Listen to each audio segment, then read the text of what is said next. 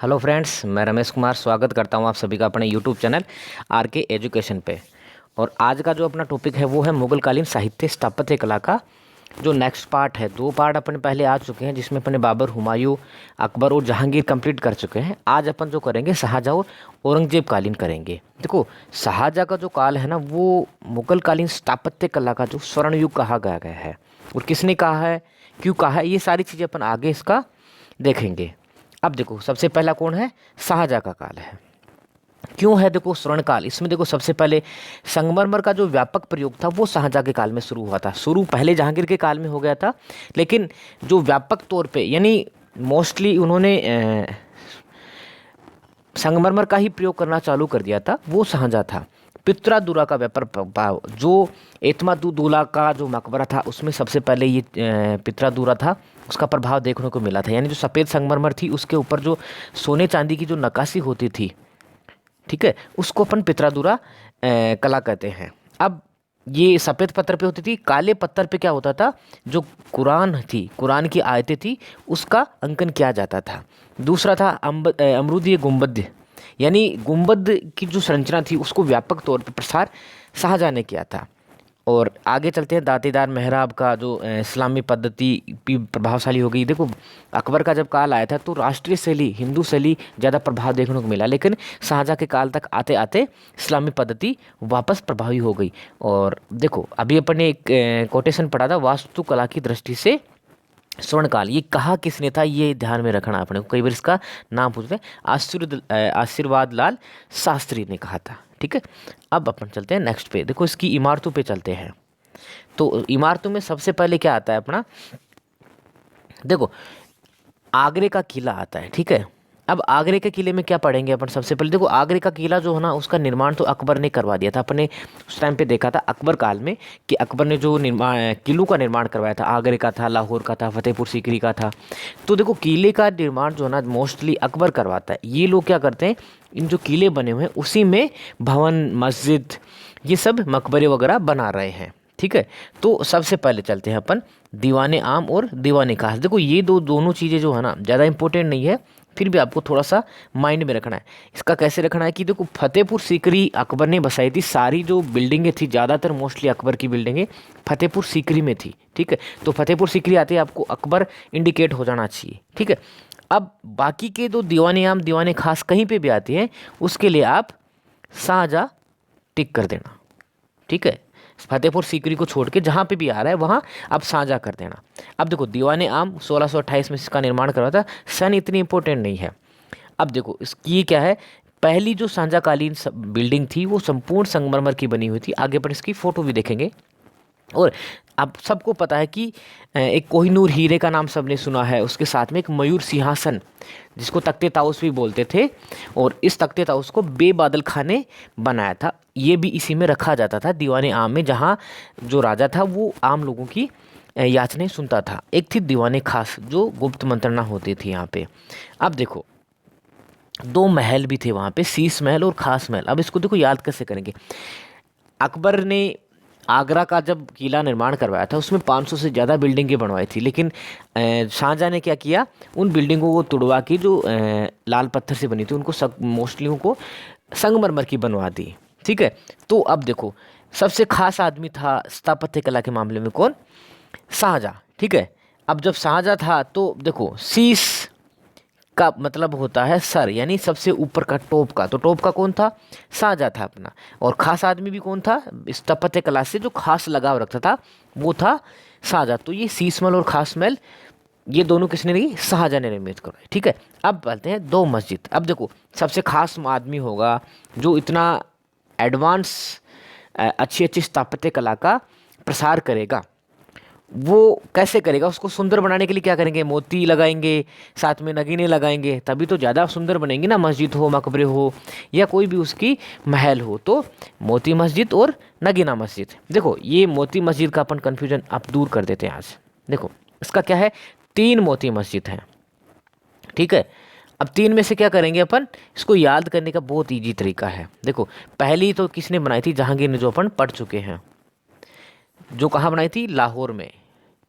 दूसरी है आगरा में, तीसरी पढ़ेंगे अपन दिल्ली में। ठीक है। अब देखो सबसे पहले कौन आया था, जहांगीर, यानी ऊपर की, देखो भारत के ऊपर की स्थिति लाहौर सबसे ऊपर है, मतलब इन जो 3 शहर हैं इनमें से, तो जहांगीर सबसे बड़ा था ना, तो उसने लाहौर में बना दी। फिर आगे चलेंगे तो कोई आएगा आगरा, तो जहांगीर का बेटा कौन था, शाहजहां, इसने बना दी आगरा में। आगरा से और आगे चलेंगे तो क्या आएगा, दिल्ली, ठीक है, तो दिल्ली शाहजहां का बेटा कौन था, औरंगजेब, तो इसने बना दी औरंगजेब ने। तो लाहौर में बनाई जहांगीर ने, आगरा में बनाई शाहजहां ने, और दिल्ली में लाल किले के अंदर किसने बनाई, जहांगीर, सॉरी, औरंगजेब ने बना दी। क्लियर, इनमें कंफ्यूजन बिल्कुल नहीं होना चाहिए, ये क्वेश्चन मोस्टली आता ही आता है, और मोस्टली इसमें ये दिल्ली वाली पूछी जाती है औरंगजेब की। तो लास्ट में ध्यान रखना, दिल्ली सबसे किनारे पे आ गई ना, तो दिल्ली की जो मस्जिद थी लास्ट का था औरंगजेब, तो दिल्ली की मस्जिद का निर्माण, मोती मस्जिद का निर्माण औरंगजेब ने करवाया था। क्लियर। अब चलते हैं नगीना, देखो मोती लगाएंगे, नगीना लगाएंगे, तब मस्जिदें सुंदर होंगी, ठीक है। अब मस्जिदें वगैरह खूब बना ली, अब अपन बाग पे आते हैं कि चलो शाहजहाँ को होता है कि अपन कुछ बाग भी बनाते हैं, तो वो आगे जाके एक बाग में बैठ जाता है, उसको जिसको कहते हैं अंगूरी बाग। देखो अंगूरी बाग को कैसे याद करेंगे, देखो एक चीज़ ध्यान में रखना, शाहजहाँ को क्या था, मदिरा का बहुत शौक था, ठीक है, और मदिरा किससे चीज़ बनती है, अंगूर से, ग्रेप से, तो पहला अंगूरी बाग, ठीक है। आराम करने के लिए मदिरा पी के, अंगूरों से बनी हुई मदिरा पी के बाग में बैठ गया। वहीं पे क्या है, पास में तालाब था, तालाब में कुछ मछलियां भी थी, तो उनको मच्छियों को वो देखा करता था, तो मच्छी भवन, ठीक है, अंगूरी भवन, अंगूरी बाग और मच्छी भवन। क्लियर। अब आते हैं अपन एक मस्जिद होती है जामा मस्जिद। देखो जामा मस्जिद भी कंफ्यूजन ही करती है, ठीक है। इस जामा मस्जिद को भी अपन बहुत इजी तरीके से याद करेंगे, बिल्कुल बिल्कुल कंफ्यूज नहीं होना है। 3 जामा मस्जिद आएंगी अपने, जो मोस्टली आती हैं, पहली आती है फतेहपुर सीकरी में, ठीक है, दूसरी आ गई अपनी, आगरा की बात कर रहे हैं अपन तो आगरा में, तीसरी आएगी दिल्ली में, जो दिल्ली के किले में नहीं है, दिल्ली से बाहर है ये, ठीक है, और सबसे बड़ी मानी जाती है, तो इंपॉर्टेंट दिल्ली वाली पूछी जाती है मोस्टली, लेकिन फिर भी अपन को ध्यान रखना, फतेहपुर सीकरी किसने बनाई थी, अकबर ने। आगरा में ज़्यादा भवन निर्माण कौन कराया, शाहजहाँ, तो शाहजहाँ आ गया, और दिल्ली में भी शाहजहाँ ने निर्माण कराएगा, जो आगरा किले से बाहर की साइड में, ठीक है। क्लियर। देखो 3, इससे पहले अपन ने क्या पढ़े थे, उसी तरीके से ये भी 3 है, 3 मोती मस्जिद पड़ी थी, 3 ही जामा मस्जिद आ गई। तो मोती मस्जिद देखना रखना, जहांगीर, शाहजहाँ, औरंगजेब, और ये आ रही जामा मस्जिद, फतेहपुर सीकरी, अकबर, आगरा, शाहजहाँ, दिल्ली, शाहजहाँ। क्लियर। अब आगे चलते हैं अपन। हाँ, अब एक चीज़ इसका और ध्यान में रखना है, ये काल तो शाहजहाँ काल का था जामा मस्जिद का, जो आगरा में बनी हुई है, लेकिन इसका निर्माण जो था ना, वो जहाँ आरा ने करवाया था, जिसको जहांनामा भी बोलते हैं, ठीक है, जहाँ आरा के द्वारा इसका निर्माण करवाया गया। और एक चीज़ और, ये 3 गुंबदीय है, अभी अपन इसको देखेंगे, 3 गुंबदीय मस्जिद है, आगरा की मस्जिद, ठीक है। अब चौथा है मुसम्मन बुरुज। देखो आदमी गुमसुम जो बैठा रहता है, क्यों बैठा रहता है, किसी चीज़ को निहारने के लिए बैठा है, तो मुसम्मन यानी गुमसुम बुर्ज, शाहजहाँ ने अपने अंतिम दिनों में, अब इसको देखो क्यों बनाई ही, कैसे बनाई थी, कहाँ पे, ये अपन एक चित्र के द्वारा अच्छे से समझ लेंगे, फिर भी आप ध्यान में रखना। मुसम्मन यानी गुमसुम, आग, जब शाहजहाँ को औरंगजेब ने कैद कर लिया था, तो वो गुमसुम बैठा रहता था, और एक ऐसी जगह थी जहाँ से ताजमहल दिखा करता था, और वहाँ बैठा बैठा वो ताजमहल को निहारा करता था, ठीक है। तो ध्यान रखना, दीवाने आम दीवाने खास फतेहपुर सीकरी के छोड़ के बाद में जो भी हैं शाहजहाँ की हैं। शीश ऊपर का है खास, ये था तब हो गया। मोती मस्जिद, हाँ इसका देखो जहाँ ये क्यों बनाया था, ये चीज़ को ध्यान में रखना, जो जहाँ आ रहा थी उसके सम्मान में बनाया गया था ये, ठीक है। मोती लगा दिए, नगीने लगा दिए अपन ने, मदिरा पे के बाग में बैठ गया, वहाँ मछलियाँ देखने लग गया, फिर जामा मस्जिद आ गई, और गुमसुम बैठा रहा, ठीक है। अब आगे चलते हैं अपन, ये आगरा के थे। अब देखो ये है मोती मस्जिद, ये मोती मस्जिद कहाँ की है, आगरा की मोती मस्जिद है, ठीक है, जिसका निर्माण शाहजहाँ ने करवाया था।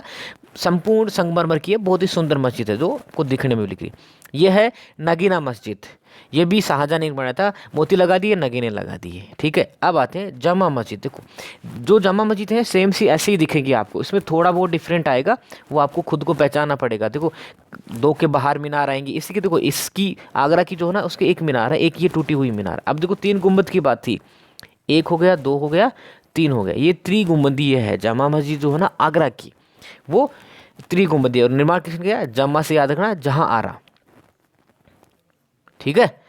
अब आगे चलते हैं अपन नेक्स्ट पे, ये है मुसम्मन ब्रज। देखो इसको अपन थोड़ा सा आप ध्यान से देखना, ये ब्रुज है, यहाँ से क्या हुआ, शाहजहाँ जो था ना लोगों को दर्शन भी दिया करता था। पहले वाले राजा दर्शन देना ही बोलते हैं उन्हें, नहीं बैठ के सुबह शाम लोग राजा से दर्शन दिया करते थे, जिसे झरोका दर्शन भी बोलते, तो यहाँ बैठा करता था। ये जो है यहाँ पे ताजमहल है। तो अंतिम दिनों में शाहजहाँ यहाँ बैठा होता था, ठीक है, और यहाँ से ये ताजमहल को निहारा करता था। क्लियर। अब चलते हैं अपन आगे। मुसम्मन बुर्ज हो गई। अब देखो, ये तो आगरा के अंदर की चीज़ें थी, जो आगरा का किला था उसके अंदर की थी। अब आगरा में एक बहुत इंपॉर्टेंट है जिसको सबको पता है कि ताजमहल का निर्माण शाहजहाँ ने करवाया था, इसमें कोई कन्फ्यूजन नहीं है, मोस्टली सबके जुबां पे होता है। अब देखो इसके बारे में कुछ फैक्ट हैं, वो अपन थोड़ा सा क्लियर कर लेते हैं। देखो ये मकबरा है, ये कोई वैसे बिल्डिंग नहीं बनाई गई, ये एक मकबरा बनाया है अपनी पत्नी की याद में, मुमताज़ बेगम जिसका नाम था। कई बार इस मुमताज़ बेगम का असली नाम भी पूछ लेता है, जो अर्जुमंद बानो बेगम है। ठीक है। ये कहाँ बना हुआ है, यमुना नदी के दाहिने तट पे बना हुआ है। समय कितना लगा, 22 वर्ष लगा। धन लगा 9 करोड़ रुपए। और आकार देखो, कंदाकार गुंबद है। देखो ये अपन आकार जब मैप देखेंगे तब समझेंगे इसके आकार के बारे में। ठीक है। हुमायूं के मकबरे से प्रेरित, ये चीज़ अपन ने हुमायूं का जब मकबरा तब भी पढ़ा था अपन ने कि देखो ताजमहल से रिलेटेड 3 बिल्डिंग है, उसको अपन आराम से क्लियर कर लेते हैं। ठीक है। पहली बिल्डिंग है हुमायूं का मकबरा। हुमायूं का क्यों है, ये ताजमहल का पूर्वागामी है, यानी ये ताजमहल जो है ना ये हुमायूं के मकबरे से प्रभावित है, इसकी स्थापत्य कला। दूसरा ताजमहल खुद हो गया। ठीक है। तीसरा हो गया औरंगजेब ने बनाया था अपनी बीबी रबिया उल दुरानी की याद में, जिसको ताजमहल की फूड नकल भी बोलते हैं। तो 3 रिलेटेड हो गए ना, हुमायूं का मकबरा हो गया, ताजमहल खुद हो गया, और रबिया दुरानी का मकबरा हो गया। ठीक है। अब चलते हैं, ये 4-5 आदमी हैं इनसे रिलेटेड, उनके बारे में अपन थोड़ा सा देख लेते हैं। देखो इसको याद कैसे करेंगे, एक थोड़ा सा ट्रिक अपन कोशिश करेंगे याद करने की। देखो देख रेख किसने की इसकी, मोहम्मद खान मीर अब्दुल करीम ने। अब देखो इतना करीबी आदमी था कोई, जिसको देखने के लिए भेजा शाहजहाँ ने। तो कोई पूछता है, जो देखने वाले होते हैं वो पूछते कि शाहजहाँ का इतना कौन करीबी, यानी करीम, इतना करीबी आदमी कौन था जिसने इतनी अहम बिल्डिंग को बनाया, डिजाइन किया। देखो अहम क्या होता है, देखो कोई भी बिल्डिंग होती है सबसे इम्पोर्टेंट चीज़ क्या होती है, उसकी बनावट, उसकी डिज़ाइन, उसका आर्किटेक्चर जो होता है, उसकी बनावट जो होती है वो सबसे सुंदर होती है। तो अहम चीज़ कौन होती है, उसकी प्रारूप होता है उसका। तो इतना अहम आदमी, इतना करीबी आदमी कौन था जिसने इतनी अहम बिल्डिंग को डिजाइन किया, इतने अहम को, ताजमहल को डिजाइन किया। ठीक है। तो फिर उससे आगे से जवाब आता है कि उस्ताद, ऐसा उस्ताद था जिसने इतनी अमानत भरे मन से इस बिल्डिंग को बनाया। ठीक है। अब देखो इसमें 4 नाम आ गए हैं, बहुत ही इजी तरीके से देख लेते हैं। इतना करीबी कौन था, यानी अब्दुल करीम। करीबी क्या करता है, देखरेख का काम करता है, राजा खुद नहीं होता तो उसका देखरेख का काम करता है, करीबी करता है। ठीक है। अब अहम आदमी कौन होता है, उसका डिजाइन करता है, उसका प्रोस्पेक्ट बनाता है। तो प्रारूपकार कौन हो गया, अहमद लाहौरी हो गया। और बनाता है जो शिल्पी, जो अपन मिस्त्री बोलते हैं, जो अहम ऐसा आदमी, ऐसा उस्ताद होता है, जो भी काम करने वाला होता है उसको अपन उस्ताद बोलते हैं। तो उस्ताद ईसा का हो गया। अब देखो ये भी बहुत इंपॉर्टेंट है, एक बार आया हुआ क्वेश्चन है, ये कुरान की आयतें, यानी ताजमहल के ऊपर कुरान की आयतें लिखी हुई होती हैं। तो देखो इस्लाम में कुरान जो होती है वो इंपॉर्टेंट चीज़ होती है, बहुत अहम चीज़ होती है, एक अमानत जैसी होती है। तो अमानत जहाँ भी नाम आ जाए, खूब लंबा नाम होगा जिसमें अमानत खान सिराजी यानी अमानत का नाम आ गया, तो आप वहीं पर टिक कर देना। एक बीच में आ जाता है वास्तुकार, इसका भी नाम कभी कभार पूछ लेता है, वेरोनियो। देखो सेम डिट्टो नाम है, तो आपको स्क्वायर का ध्यान रखना। 2 डिट्टो नाम आता है, वो वास्तुकार था जो इटली का निवासी था। ठीक है। अब चलते हैं, देखो ताजमहल को देख लेते हैं अपन। ये ताजमहल है, ताजमहल सबका देखा हुआ है, फोटोज में खूब देखा हुआ है। अब इसकी इंपॉर्टेंट क्या थी, एक चीज़ अपन ने छोड़ी थी उस टाइम पे, कि इसका आकार जो कैसा है, ये भी क्वेश्चन आया हुआ है। आकार का है ये चकुंदर देखा आपने, उसके आकार का है, और उसके आकार को क्या बोलते हैं अपन, कंधाकार बोलते हैं, कंधाकार। तो ध्यान में रखना, अगर ताजमहल का आकार पूछ लेता है ना तो ये कंधाकार गुंबद बताना होता है इसका। ठीक है। अब चलते हैं अपन नेक्स्ट पे। हाँ, कुछ कोटेशन है जो ताजमहल को लेके बोले गए हैं। पहला कोटेशन किसका है? लैन पुल का। ऐसे पुल जो ऐसे एक पुल का निर्माण, यानी अपन ध्यान में रखते हैं कि श्री राम जी को कहाँ लंका जाना होता था, तो उसने क्या किया, स्वप्न देखा कि एक ऐसा पुल बना हुआ हो जिसके ऊपर अपन चढ़ के जा सकते हैं। तो लेन पुल यानी एक ऐसा पुल जो ईश्वर, भगवान श्री राम को अपन ईश्वर मानते हैं, तो ईश्वर ने स्वप्न में देखा। ठीक है, तो ध्यान में रखना, ये कीवर्ड याद में रखना कि भगवान ने स्वप्न में देखा कि अपने को भारत से लंका जाना है, तो एक पुल बनाना है, तो लेन पुल, एक पुल बनाना है। तो पुल ने क्या कहा, ताजमहल संगमरमर के रूप में एक स्वप्न है। ठीक है, स्वप्न और ईश्वर की बात आ जाए तो लेन पुल हो जाएगा। स्वप्न है जिसकी योजना ईश्वर ने तैयार की, यानी श्री राम जी ने देखा सपने में, और बनाया किसने था, उसके सैनिकों ने, यानी स्वर्णकारों ने इसका निर्माण किया। ठीक है, ये थोड़ा सा कोटेशन याद करना ट्रिक के साथ में। दूसरा, स्मिथ महोदय। स्मिथ महोदय ने कहा था यूरोपीय ऐसे ही प्रतिभा की मिश्रण की उपज है ये, यानी यूरोपीय जो स्थापत्य कला है और एशियाई जो स्थापत्य कला है, उनके मिश्रण की जो उपज है वो ये है। तीसरा है होवेल। इसने कहा था भारतीय नारीत्व की साकार प्रतिमा। दो कोटेशन है इसके, भारतीय नारीत्व की साकार प्रतिमा। दूसरा, ये एक ऐसा विचार है जो स्थापत्य कला में नहीं बल्कि मूर्ति कला में संबंधित होना चाहिए। ठीक है, देखो इसको कैसे याद करेंगे। होवेल ने कहा था, दोनों को कनेक्ट कर लेते हैं कि ज़्यादा हो हल्ला करने की जरूरत नहीं है। भारतीय जो नारी है उसको है ना ईश्वरीय देवी रूप में हमेशा पूजा जाता है, तो ईश्वरीय देवी रूप को अपन मूर्ति के रूप में पूजते हैं ना। तो इसने कहा ये स्थापत्य कला का मैटर नहीं है, ये मूर्ति कला से संबंधित है। ठीक है, अब चलते हैं अपन नेक्स्ट पे। हाँ देखो, आगरा का अपन ने कंप्लीट कर दिया। अब आगरा से अपन निकल के कहाँ जाते हैं, दिल्ली आ जाते हैं। तो दिल्ली में सबसे पहले क्या करता है शाहजहाँ, क्या करता है, सहजनाबाद एक नगर बसाता है। सबसे पहले एक नगर की स्थापना करता है 1638 में। कहाँ पे, उसी यमुना तट पे। देखो यमुना आगरा होती है, दिल्ली जाती है, तो यमुना तट के ऊपर एक राजधानी बसाता है जिसको सहजनाबाद नगर बोलते हैं। ठीक है, 38 में चालू किया था और 48 में वहाँ पे उसने आगरा से राजधानी स्थानांतरित कर ली थी। पहले राजधानी कहाँ थी, आगरा में, उसके बाद में उसने दिल्ली सहजनाबाद में राजधानी बना ली थी। अब वहाँ पे निर्माण किया लाल किले का। देखो लाल किले पे कौन सा लाल किला है, जहाँ पे प्रधानमंत्री जो होता है ना हर 15 अगस्त 26 जनवरी को ध्वजारोहण करते हैं, उस लाल किले का निर्माण शाहजहाँ ने करवाया था। ये माइंड में सेट कर लेना आप। इसको किला मुबारक भाग्यवान किला भी बोलते हैं। तो ये इतना इंपॉर्टेंट नहीं, फिर भी आप थोड़ा सा माइंड में अटका के रखना। अब इसका शिल्पकार कौन था, ठीक है, शिल्पकार कौन था, अभी अपन ने पढ़ा था, उसका शिल्पकार पढ़ा था, वास्तुकार जो था, सॉरी उसका आर्किटेक्चर कौन था, अहमद लाहौरी। तो इसमें क्या करते हैं अपन, अहमद के आगे हमीद कर देते हैं। ठीक है, इसके पहले लगा देते हैं, ये हमीद लाहौरी हो जाएगा। उसका अहमद लाहौरी था, इसका हमीद अहमद हो जाएगा। अब इसमें दो द्वार हैं, ये दो द्वार हैं। पहला द्वार है पश्चिमी द्वार। देखो पश्चिमी, दिल्ली का जो लाल किला है उससे पश्चिमी साइड जो पड़ेगी ना, वो लाहौर की साइड में, राजस्थान की साइड में यही साइड पड़ेगी, तो इसका पश्चिमी साइड हो जाएगा लाहौर दरवाज़ा। दूसरा दक्षिणी दरवाज़ा वो दिल्ली दरवाज़ा बोला जाता है। क्लियर, नेक्स्ट पे आते हैं। देखो ये लाल किला है जहाँ पे हर 15 अगस्त 26 जनवरी को प्रधानमंत्री के द्वारा ध्वजारोहण किया जाता है। ठीक है, अब नेक्स्ट पे चलते हैं अपन। अब देखो शाहजहानाबाद बसा दिया, लाल किला बसा दिया। अब लाल किले के अंदर बहुत सारी इमारतें हैं जो शाहजहां ने निर्मित की थी। देखो वही आ गई ना। देखो दो दीवाने आम दीवाने खास, इनको आप फतेहपुर सीकरी के बाद में शाहजहां माइंड में सेट कर लो। आगरा में दीवाने आम दीवाने खास थी और दिल्ली में भी दीवाने आम दीवाने खास थी। देखो इसकी इंपॉर्टेंस क्यों बन जाती है। पहले देखो दीवाने आम तख्ते ताऊस जो बनवाया था शाहजहां ने, वो पहले कहाँ, आगरा में राजधानी तो आगरा में रखा जाता था। अब जब राजधानी स्थानांतरित हो गई दिल्ली में, तो वो दिल्ली में रखा गया, जिसका निर्माण बेबादल खान ने, देखो ये भी कई बार आ जाता है कि तख्ते ताऊस का निर्माण किसने किया था, बेबादल खान ने किया था। इसमें देखो एक छोटी सा फैक्ट और आपको माइंड में रटका करना है। तख्ते ताऊस इतनी सुंदर चीज़ है, तो उस सुंदर को और सुंदर बनाने के लिए क्या होता है, दीवारों पर चित्र बना दिए जाते हैं।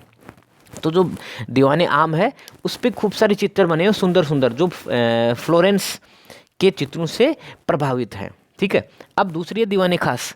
दीवाने खास वही आती है कि अपने जो खास मंत्री होते थे उनके साथ में बैठ के ये मीटिंग करता था। लेकिन इसमें एक चीज़ सबसे इंपॉर्टेंट है, ये कई बार कोटेशन आ जाता है कि हाँ, इसमें देखो अपन मैप में देखेंगे तब अपने को पता चलेगा। सोने चांदी का काम तो उतना बड़ा इशू नहीं है। देखो दुनिया में कहीं स्वर्ग है तो यही है, यही है। ये कोटेशन कहाँ लिखा हुआ है?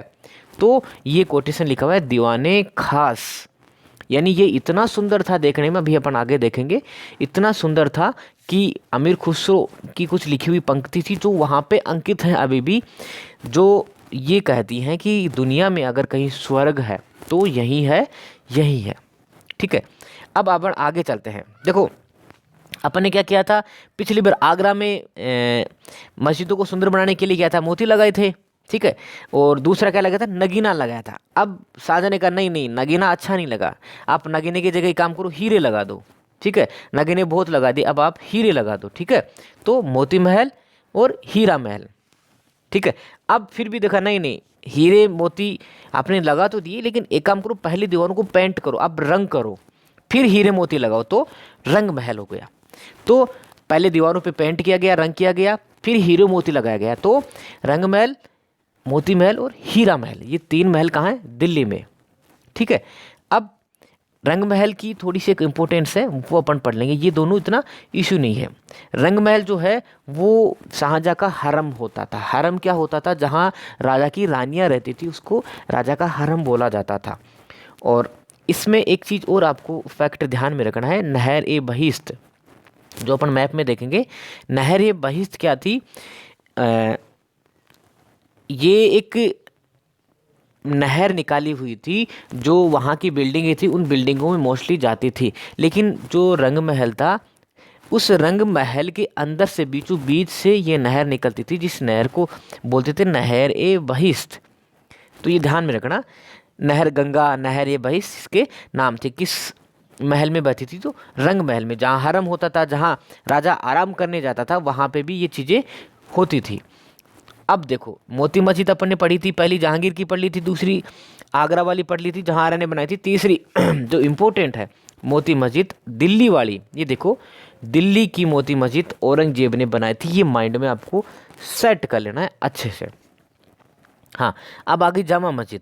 जामा मस्जिद 1638 में, ये आगरा के किले सॉरी लाल किले के अंदर नहीं है, ये लाल किले के जस्ट पड़ोस में है, और ये भारत की सबसे बड़ी मस्जिद मानी जाती है। और इसमें शाहजनी शैली का प्रयोग किया गया है, जो शाहजहाँ की जो स्थापत्य कला की शैली थी उसके, उसमें मेहराब वगैरह, स्तंभ वगैरह ज़्यादा प्रयोग किए जाते, वो उसमें प्रयोग किए गए हैं। क्लियर। अब देखो अपन एक थोड़ा सा मैप देख लेते हैं। अपन ने रंग महल पढ़ा था, रंग महल के अंदर बहिश्त पढ़ी, नहर ये बहिश्त पढ़ी थी। देखो ये बाहर का व्यू है रंग महल का। क्लियर। अब देखो अंदर का जो व्यू है ये देखते हैं। ये जो नहर ये बहिश्त है ना, ये है, ये नहर है जो बीचों बीच से होती हुई आगे तक निकल रही है, और ये बीच में, इस नहर के बीच में एक फंवारा बना है, बहुत ही सुंदर फंवारा बना है। जो इस नहर से जो पानी आता था वो पानी इस फंवारे में जाया करता था।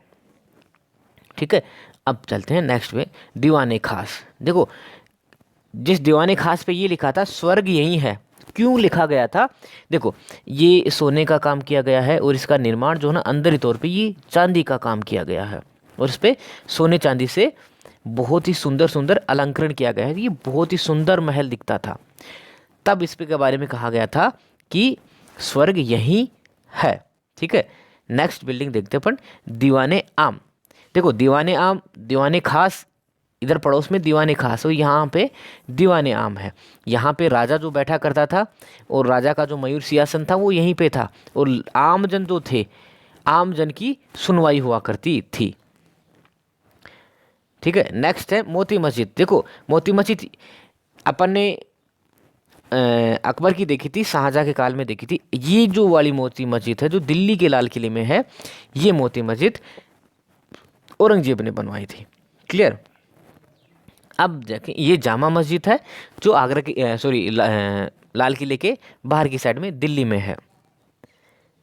ये तो थे आगरा के पढ़ लिया अपन ने, दिल्ली की शाहजहाँ का लिए, देखो शाहजहाँ का काल चल रहा है। अब शाहजहाँ ने लाहौर में भी कुछ बिल्डिंगों का निर्माण करवाया था, वो भी अपन देख लेते हैं। देखो दीवाने आम सबसे आगे रहेगा, शाहबुल, नौलखा महल, शीश महल और ख्वाबगाह। ठीक है, इतना इंपॉर्टेंट नहीं, फिर भी अपन एक छोटे से ट्रिक का कोशिश करेंगे याद करने की, कि शाहजहाँ ने ये शाह महल है, शाहजहाँ ने ख्वाब में यानी सपने में, शाहजहाँ को सपने में उसके मस्तिष्क में नौलखा महल बनाने के ख्वाब आते थे। शाहजहाँ के मस्तिष्क में लाहौर में नौलखा महल बनाने के ख्वाब आते थे। यानी शाहजहाँ के यानी शाहमहल के मस्तिष्क में, मस्तिष्क कहाँ होता है? शीश में, सर में, तो मस्तिष्क में नौलखा यानी ये नौलखा महल बनाने के ख्वाब आते थे। यानी ख्वाब गाह है, शीश महल, नौलखा, शाहबाग और दीवाने आम, ये कहाँ पे? लाहौर में। क्लियर। अब देखो उसके कुछ बाग भी हैं, ये अपन लास्ट में भी सारे शासकों के बाग एक साथ किए, लेकिन यहाँ पे भी थोड़ा देखते हैं। शालीमार बाग लाहौर में, हयात बाग दिल्ली में और तालकटोरा मुगल बाग दिल्ली में। ठीक है। देखो अब यहाँ तक अपना साझा कंप्लीट हो जाता है। उसके बाद में औरंगजेब, देखो औरंगजेब के टाइम पे क्या होता है, स्थापत्य कला का पतन चालू हो जाता है, लेकिन पतन के टाइम पे भी वो 3 4 5 ऐसी बिल्डिंगें बना दिया जाता है जो बहुत इंपॉर्टेंट होती हैं।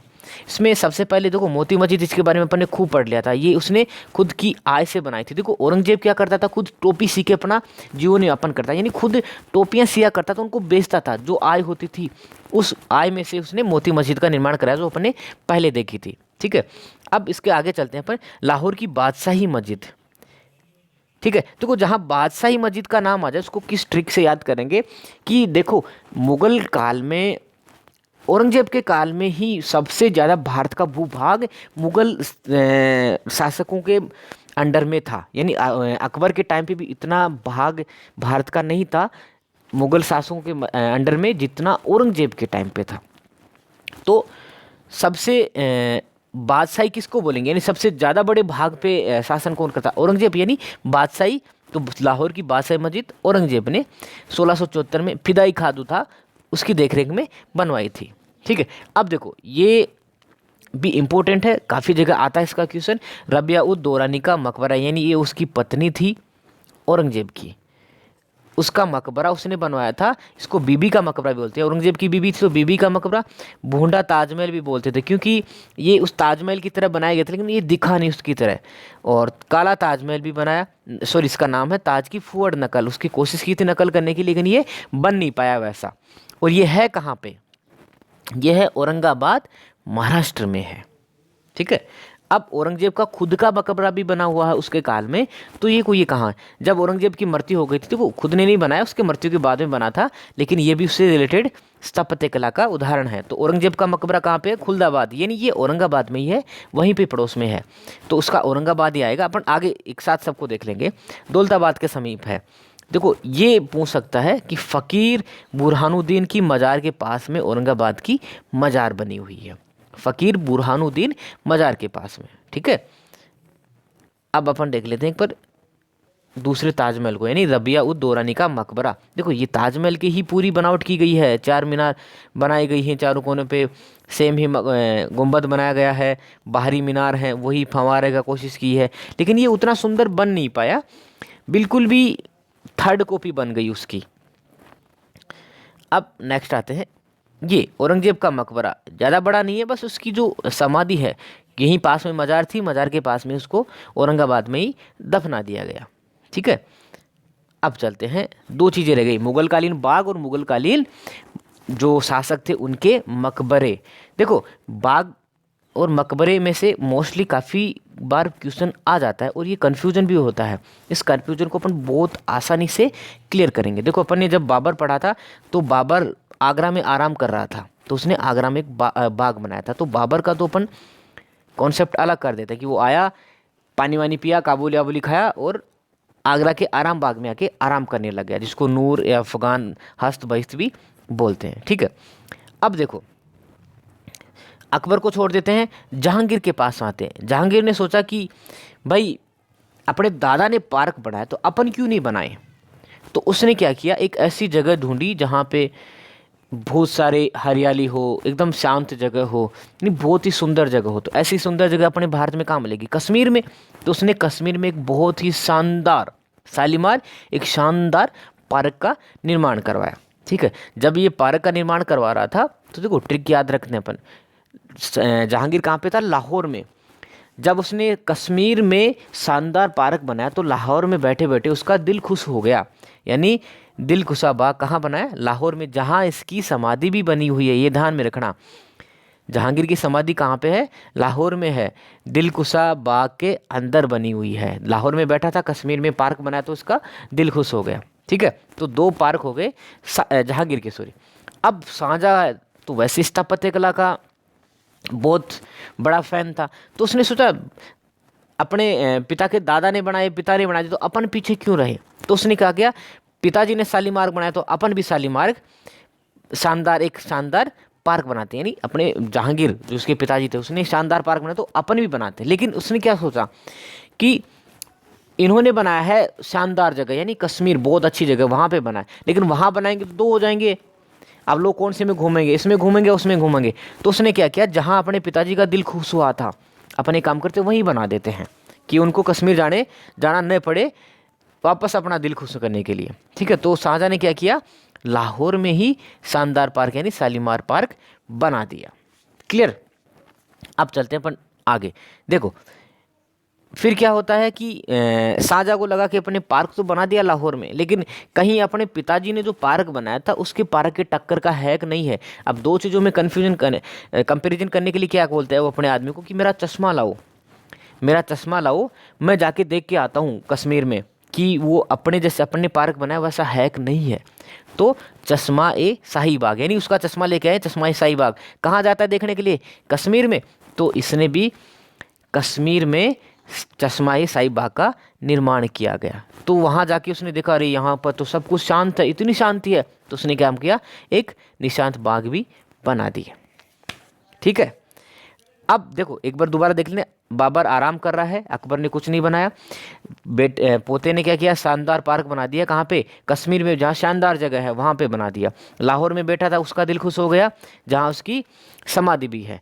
अब शाहजहाँ ने सोचा पिताजी ने बनाया है तो अपन भी क्या करते हैं, जहाँ दिल खुश हुआ वहीं बना देते हैं शानदार पार्क। चश्मा लेके जाता है कहाँ पे? कश्मीर में जाता है, तो चश्मा ये शाही बाग कश्मीर में बना देता। शांत जगह थी तो उसने निशांत बाग बना दिया।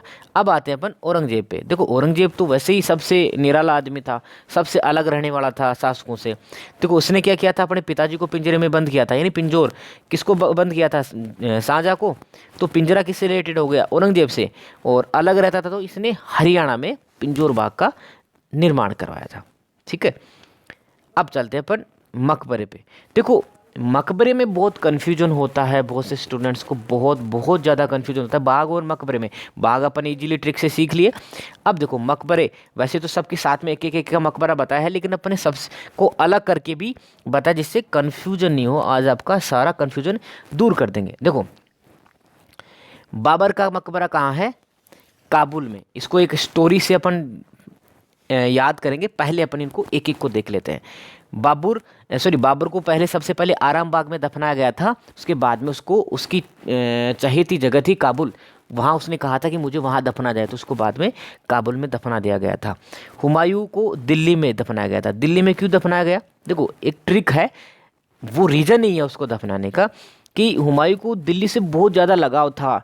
हुमायूं ने शासन किया, शेरशाह ने उसको भगा दिया, सूरवंश आ गया, लेकिन उसको दिल्ली से इतना लगाव था कि ये फिर आया, फिर वापस दिल्ली पे आके शासन किया। तो दिल्ली में हुमायूं का मकबरा, यानी दिल्ली से लगाव हो गया, जहाँ लगाव हो गया वो वहीं पे रह गया, यानी दिल्ली में रह गया। अकबर सिकंदर था, सिकंदर की बात की थी अपन ने, तो अकबर का सिकंदरा में हो गया। जहांगीर, देखो शाही जीवन जीता था जहांगीर, हमेशा अपने पिताजी से भी लड़ लेता था शाही जीवन जीने के चक्कर में, तो शाहदरा लाहौर में। शाहजहाँ शाहजहाँ देखो सबसे ज़्यादा बिल्डिंगें कहाँ बनी हुई थी शाहजहाँ की? फतेहपुर सीकरी में अकबर की थी, और आगरा और दिल्ली में इसकी थी। तो दिल्ली में पहले हुमायूं की बनी हुई थी, तो उसने क्या किया, नहीं मेरी आगरा में बना दो आप, तो शाहजहाँ ने आगरा में बना दिया। औरंगजेब, ये तो सबसे हमेशा ही निराला रहा। ये इसका था औरंगाबाद, जहाँ इसकी बीबी का मकबरा था वहीं पे इसका मकबरा है। तो औरंगजेब अपनी बीबी के साथ भी रह गया। ठीक है, अब देखो आगे आते हैं जहांआरा का मकबरा। ये इंपॉर्टेंट है थोड़ा सा, इसमें एक फैक्ट छुपा हुआ है, इसलिए ये अपने लिए इंपॉर्टेंट हो जाता है। जहांआरा औरंगजेब की बेटी थी। ठीक है, अब इसने क्या किया था, निजामुद्दीन, सॉरी ये सिस्टर थी, और जो निजामुद्दीन औलिया का मकबरा है उसी के कोने में इसका मकबरा बना हुआ है। ठीक है, ये इंपॉर्टेंट क्यों है इसका अपन एक चीज़ देख लेते हैं। इसने इसके ऊपर एक लेख लिखा हुआ है। अगर एक कोटेशन आ जाए अपने अपने पेपर में कि ये लेख, सिवाय हरी घास के मेरी कब्र को किसी चीज़ से ना ढका जाए, क्योंकि इस दीन की कब्र ढकने के लिए घास ही काफ़ी है। ये कोटेशन लिखा हुआ है जहां आरा के मकबरे पे, इसलिए यह मकबरा अपने लिए याद करना इम्पोर्टेंट हो जाता है। दूसरा इसलिए भी हो जाता है, इसी मकबरे के पास में बहादुर शाह यानी 1857 क्रांति का जो मुगल शासक था उस टाइम पे, उसने भी अपना मकबरा यहीं बनवाया था, लेकिन उसको कैद हो गई थी रंगून में, तो उसको वहीं पे दफना दिया गया। लेकिन उसने अपने मकबरे का निर्माण, उसने कहा था कि मुझे यहाँ दफनाया जाए, यहीं करवाया था। तो ये भी इसलिए भी अपने पास इम्पोर्टेंट हो जाता है। दूसरा, हुमायूं का मकबरा सबसे इम्पोर्टेंट है क्योंकि इसमें 6 बादशाह, उनके राजकुमार और जो राजमाताएँ थी उनके भी यहाँ पे कब्रें खुदी हुई हैं। ठीक है, अब एक छोटी सी स्टोरी के साथ में अपन इसको याद कर लेते हैं। कैसे याद करेंगे? बाबर क्या होता है, काबुल से चलता है हुमायूं को दिल्ली लाने के लिए। ठीक है, बाबर काबुल से चलकर हुमायूं को दिल्ली लेके आता है। बाबर जो है काबुल से चलकर हुमायूं को दिल्ली लेके आता है। ठीक है, दोबारा देख लेते हैं अपन। बाबर जो है काबुल से चलता है, हुमायूं को दिल्ली ले आता है। ठीक है, वहाँ से अकबर को ये लोग आगरा भेजते हैं सिकंदर बनने के लिए। अकबर को सिकंदर बनने के लिए आगरा भेजते हैं। लेकिन बीच में क्या हो जाता है, जहांगीर क्या करता है, राजा बनने के लिए यानी शहनशाह बनने, शाह बनने यानी शाह यानी राजा होता है, राजा बनने के लिए लाहौर में विद्रोह कर देता है। जहांगीर क्या करता है, अकबर को आगरा भेजा जाता है सिकंदर बनने के लिए, लेकिन उसी टाइम क्या करता है, जहांगीर विद्रोह कर देता है राजा बनने के लिए लाहौर में। ठीक है, लाहौर में बनता है तो अकबर क्या करता है, वहाँ पे शाहजहाँ को भेजा जाता है कि उसको पकड़ के आगरा में लेके आओ। तो शाहजहाँ क्या करता है, जहांगीर को पकड़ के आगरा में लेके आ जाता है। वहाँ पे क्या करते हैं ये लोग, औरंगजेब को सौंप देते हैं कि तू उसको औरंगाबाद लेके चले जाओ। ठीक है, तो अब देखो शुरू से देखते हैं। बाबर कहाँ से चला, काबुल से, तो बाबर की काबुल में। हुमायूं को कहाँ लेके आया, दिल्ली में, तो हुमायूं की दिल्ली में। अकबर को कहाँ भेजा सिकंदर बनने के लिए, आगरा में, तो सिकंदरा आगरा में। जहांगीर ने विद्रोह कहाँ किया, लाहौर में, शाह बनने के लिए, तो शाहजहाँ लाहौर में। शाहजहाँ उसको पकड़ के वापस कहाँ पे ले आ गया, आगरा में। और औरंगजेब को कहाँ ले जाने के लिए बोला, औरंगाबाद के। ठीक है, तो आशा करता हूँ आपको मकबरे, पार्क, स्थापत्य कला, ये सारा कॉन्सेप्ट अच्छे से क्लियर हो गया होगा। और आशा करता हूँ कि कभी क्वेश्चन आपके पेपर में आए तो आपसे कभी गलत नहीं होगा। धन्यवाद।